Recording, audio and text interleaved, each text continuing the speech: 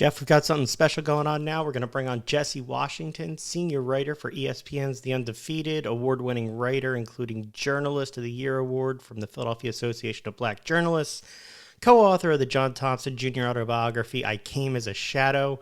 Jesse, thanks so much for giving us some time to talk about this all. How you doing today, man? I'm doing great, man. Thanks for having me on. We appreciate it. We really enjoyed the book and had so many questions coming out of it. John Thompson, obviously a fascinating man to begin with. And here you are, you get all this time with him. I wanted to start at the beginning. How did you become involved with the project? And can you tell us about the first time you met with him and his family? Sure. You know, Coach didn't know me, and I don't think he had ever heard of me, but some of the folks who were helping him put the project together were familiar with my work, and I was one of the candidates to write the book. So he interviewed a number of people, and I went over to his house to meet him, his daughter Tiffany, and his son John. And I wouldn't call it a grilling, but it was definitely a stiff questioning. And Coach is a tremendous teacher, and but fortunately I had done my homework. And so when he asked me questions like, "You've never written a book like that before, what makes you think you could write mine?" I had some decent answers ready. And I think that one of the reasons he chose me, among many, was that we both really cared about the fact that this was a book more than basketball. It wasn't about how he strategized to win this game or to beat that game or stuff like that. It was about all the things that are important about the game of basketball, but take place off the court, that take place in your mind, that take place in the community, things like that. So he could tell that I really cared about that. And I think that's one of the main reasons why he chose me. In the introduction to your book, you make that point where you say, I always planned to be a teacher, not a basketball coach. I used basketball as an instrument to teach. I felt a responsibility to broaden my players' perspectives of the world and themselves. What was the motivation for him to be a teach and do more than, as he says, talk about how to run a 2-2-1 zone press or a fast break? Yeah, that was Coach's mission in life, to teach. And he got it from, as he would say, busy environment and time. So his mother was a trained teacher. She had a college degree, but she was not able to practice her profession due to segregation and lack of opportunities at that time. So she had to clean houses. And then he encountered several very strong teachers who did a lot for him in his formative years, and he credits them with his desire to be a teacher. Also, he had several very influential figures in his life at Police Boys Club number 2 in Washington, D.C., where he grew up playing sports and hanging around. And there were guys there who were like youth counselors, They were coaches also, but they didn't care as much about these games as they did about making sure that you knew how to handle yourself properly in a formal setting, or teaching you how to talk to people in a way to come off well in an interview. Mr. Javel Kenner, Mr. Bill Butler, and Julius Wyatt, these were other of his greatest mentors as young people. So if you add it up, all of the people he mentions in the book who had a tremendous influence on him as a child, starting with his mother and father, and then Black women teachers, these Black men who were mentors at the Boys Club, those were his role models. He wanted to be like them, and they imprinted upon him a desire to help others through education.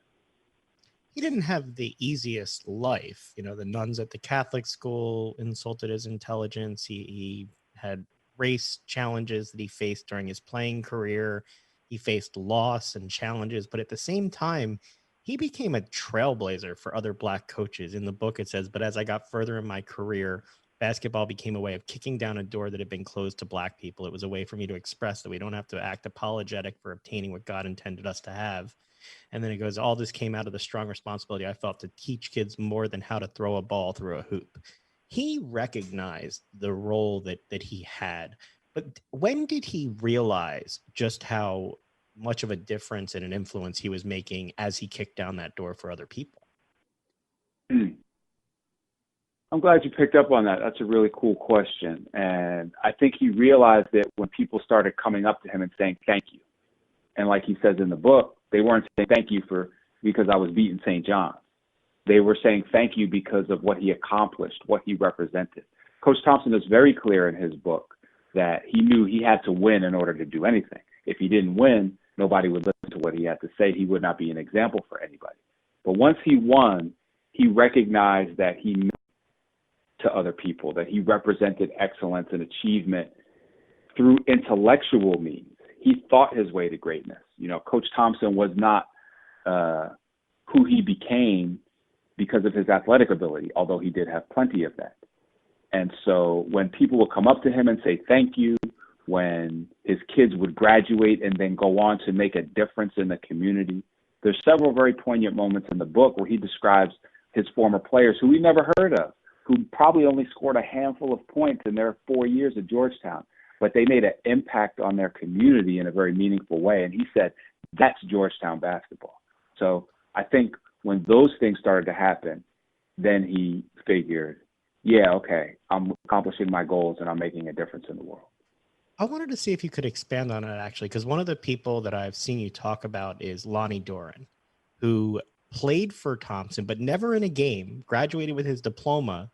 But John seems so proud of what he did after he left school and how much that meant to him. Can you talk about that?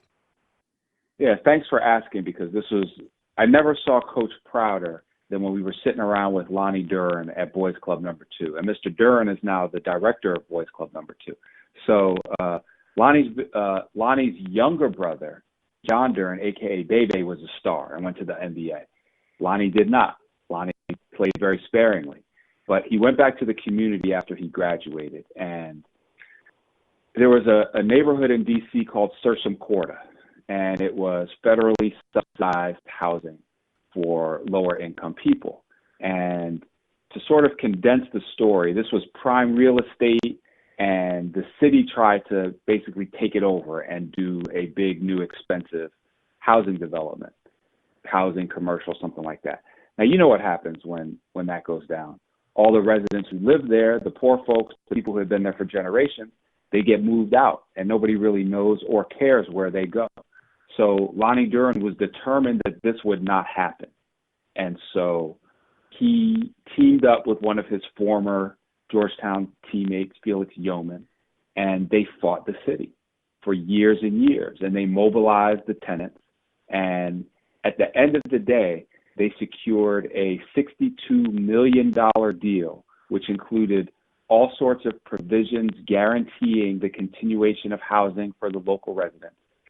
It maintained affordable housing in this prime real estate, only blocks from the U.S. Capitol, and had all sorts of other perks that they negotiated for the residents who had really belonged there.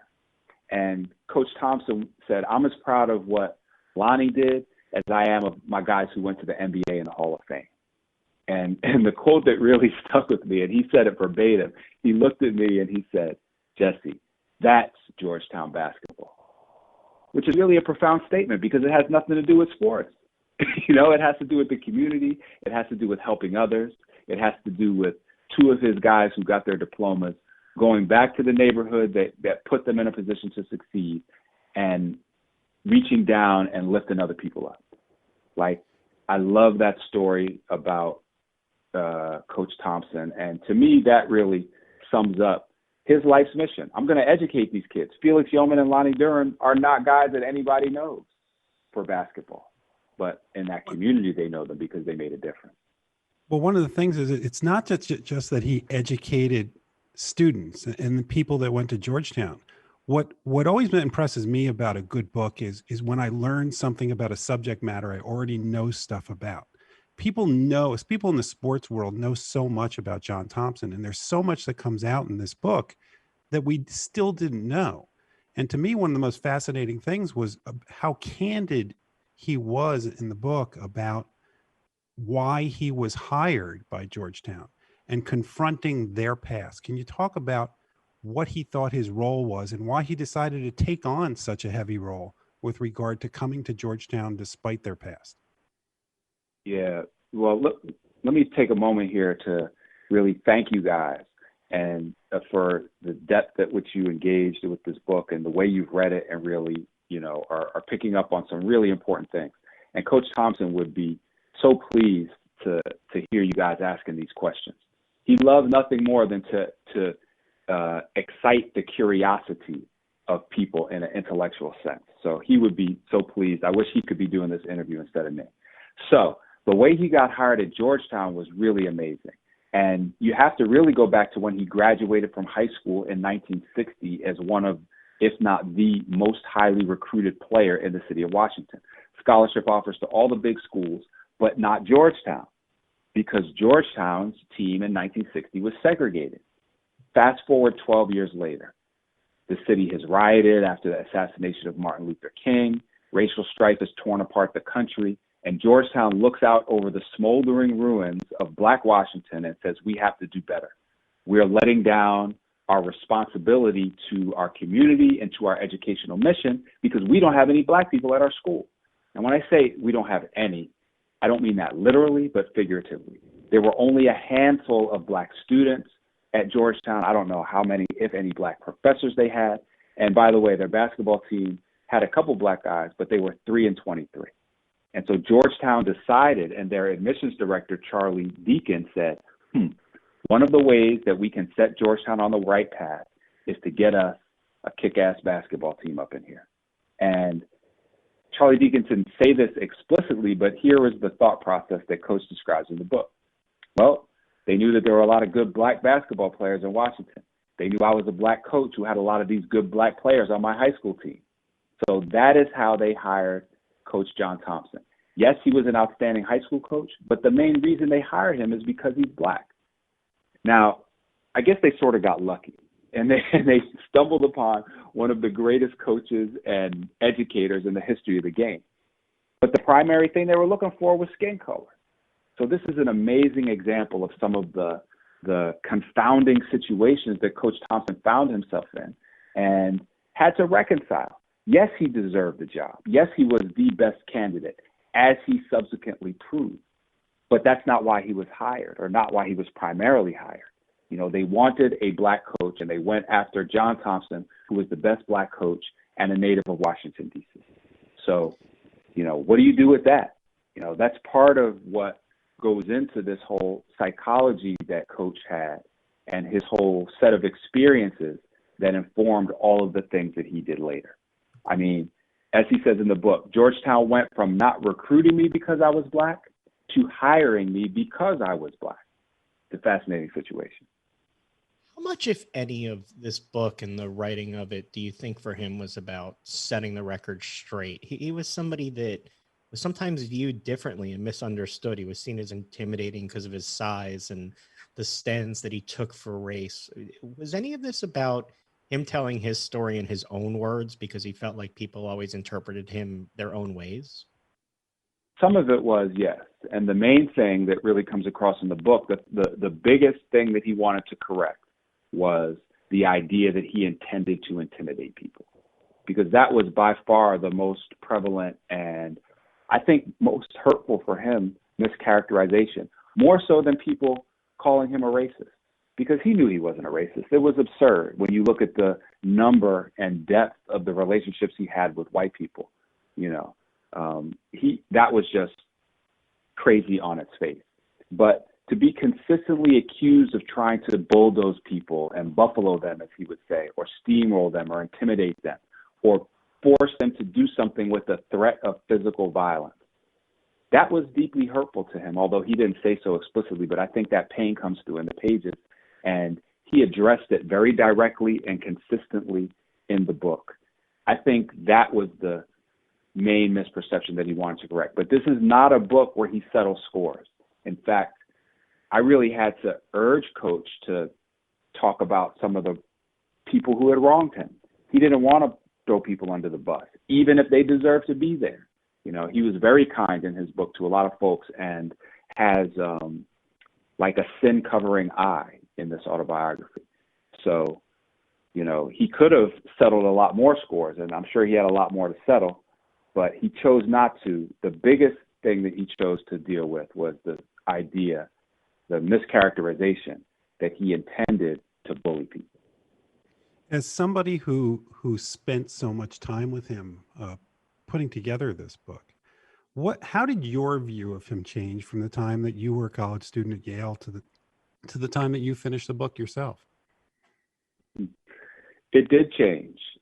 because I realized that, I mean, I knew the reputation and I knew what I saw on TV, and I was a voracious reader, so I knew all the stuff I read. But what I came to understand through being with him was that his reasons for doing all these things, and all those reasons primarily revolved around his desire to be a teacher and a protector. You know, his earliest teachers protected him. He had problems, educational difficulties, insecurities, and his teachers protected him in those areas. And he always did the same thing for his players, even when he was criticized for it, especially when he was criticized for it. So I came to understand, I sort of developed this, and, you know, and this was my view of him, so it didn't belong in this book because this was his book to describe himself as he saw fit. But I came away with a picture of him as like the mama grizzly bear, you know. Number one, he had so many strong women influences in his life and was a champion for women and giving women opportunities before it was fashionable to do so. So I don't think Coach would be mad at being compared to a mama grizzly bear. And he describes himself as a mama's boy, but he was down to protect his kids. And his kids were his players in addition to his biological children, and he would protect them at all costs. And if you came close to messing with them, that's when he would get really fierce and you thought that your life was in danger, you know. But the mama grizzly bear doesn't want to kill you. She just wants you to turn around and leave her kids alone, you know. So and one of those kids, I'd be remiss if we didn't ask you, because I know you're tight on time, but we're a Philly show, so we got to ask you about one of those kids, Allen Iverson. The special relationship he had with him when Allen went into the Hall of Fame. He said, no other schools were recruiting me anymore. My mom went to Georgetown and begged John Thompson to give me a chance, and he did. Can you talk about how special the relationship was between Allen and Coach Thompson? Yeah, I mean, Philly fans will not be disappointed. Of all of Coach's great players, Hall of Fame players, Allen is the only one who gets his own chapter, because Coach understood how special Allen was and what a special place he holds in basketball history. He loved that boy. He loved that boy. Those are his words, you know. And he respected Allen for being able to overcome this tremendously difficult and unfair start that Allen had. Because let's not forget, Allen Iverson was unjustly convicted as an adult at age 17 of a crime, and there was no evidence, real good evidence for that conviction, as was later determined in court when his conviction was thrown out. So let's just start there. And then Allen Iverson lost every single college scholarship that he had, which had to be more than 100. Nobody wanted to help him except Coach Thompson. And I hope that Philly people will read that part of the book for themselves. I don't want to ruin the story and let Coach tell it, but the story of how Allen and his mom came to talk to Coach and how he got on that team is amazing. And it shows a lot about Allen, his mom, and Iverson, and especially Coach Thompson, why he took him on his team. Because he didn't know that he was going to be the Allen Iverson. Yeah, he knew he was a good player. He knew he was potentially a great player, but we didn't know he was one of the all-time greats who would do incredible things. Like, nobody played like Iverson as a freshman for Georgetown before that, ever. So, and, you know, even in the book where we talked about Coach protecting his kids and everything he did was about protecting his kids, he protected Allen Iverson in his book. Obviously, Allen has had a lot of difficulties off the court that have been well chronicled. Coach was not interested in talking about any of that in his book. And why would he? People know that already. He was talking about how when he told Allen to do something, Allen always did it. Whatever he asked, he practiced hard. He was always on time. He always went to class. He was respectful. You know, that's the Allen Iverson that Coach Thompson had. I will let loose one detail from the book. After Allen got to Philly, a reporter said, hey, you got some new ink. What would Coach Thompson think about those tattoos? And Allen said, if Coach Thompson was here, I wouldn't have these new tattoos. You know, so there was a mutual respect that went both ways, you know. And at the same time, Coach let Allen be Allen. And I really think that, you know, what made Iverson so special beyond his ability was his refusal to act like people said he should act. He was going to be him no matter what and be true to himself. And I think he got some of that from Coach Thompson, you know, because everybody wanted Coach Thompson to sit down, to shut up, to be quiet, to not play so aggressively with his team just because of their own insecurities. And Coach Thompson was like, nah, I will be me. And that's Allen Iverson, too. So I think he got some of that from Coach. It was a tremendously loving relationship. If it was not for John Thompson, we would not know the name Allen Iverson today, period, point blank. The book is I Came as a Shadow. Jesse, we could talk to you all day about this. I encourage everybody to get the book, from the small things of why Coach Thompson wore the towel over his shoulder to the big things of the relationships people never knew about across the court and off the court. You really capture something like Jeff and I said, we really learned a bunch. So we appreciate the time you gave us. Love to have you back on some other time to talk this and other things going on in the world. And hope you have a great new year. Thanks so much for the time. You guys are great. This was a tremendous interview. Thank you so much. Thank you very much.